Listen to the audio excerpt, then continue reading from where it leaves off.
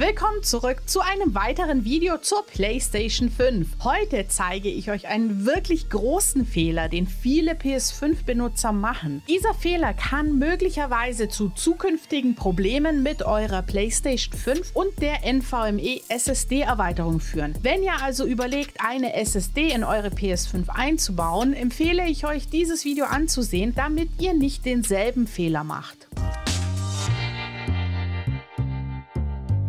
Um euch zu zeigen, wovon ich rede, entfernen wir zuerst die Seitenplatte von der PlayStation 5. Nachdem die Platte jetzt entfernt wurde, schauen wir uns den PS5 SSD Erweiterungsschacht an. Wie einige von euch bereits wissen, könnt ihr mit der PlayStation 5 die interne Speicherkapazität mit einer NVMe M2 SSD aufrüsten. Sony hat hierzu genaue Vorgaben, die die SSD inklusive Kühlkörper erfüllen muss, um in den Slot zu passen. Diese sind sehr spezifisch, also schaut euch diese bitte genau vorher an. Die Vorgehensweise für den Einbau ist dann aber ziemlich einfach. Ihr nehmt einfach diese Abdeckung ab und könnt dann den erweiterten Speicher installieren. Aber hier machen einige etwas falsch. Es fällt auf, dass viele Beta-Tester, die bereits Zugriff auf diese Funktion haben, eine SSD einbauen, aber dann hinterher die SSD-Erweiterungsschacht-Abdeckung nicht wieder einsetzen. Viele glauben nämlich, dass durch das Einsetzen der Abdeckung der Luftstrom zur SSD reduziert wird. Denn falls ihr es nicht wusstet,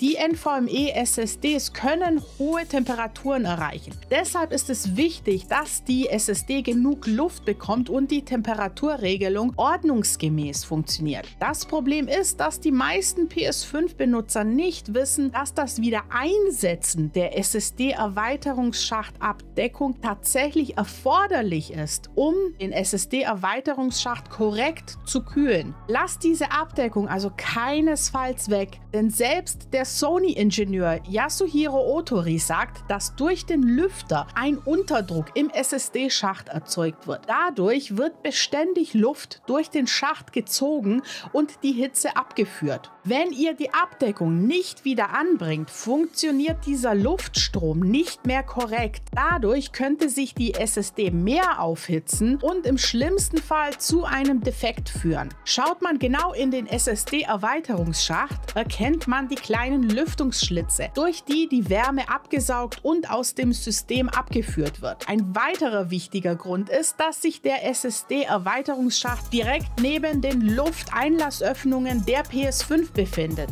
Wenn ihr die Seitenplatte abnehmt, werdet ihr feststellen, dass dieser Bereich sehr anfällig für Staubablagerungen werden kann. Das letzte, was ihr wollt, ist, dass dieser Staub und Schmutz in den SSD-Erweiterungsschacht gelangt. Also das ist wirklich ganz, ganz wichtig und ich will euch nochmal daran erinnern, die Abdeckung des SSD-Erweiterungsschachts erneut zu installieren, wenn ihr plant, eure PS5 mit einem SSD-Speicher zu erweitern. Ich hoffe, das Video war hilfreich für euch. Lasst doch gerne einen Daumen nach oben und ein Abo da und aktiviert die Glocke, um nichts mehr zu verpassen. Wir sehen uns beim nächsten Video. Macht's gut!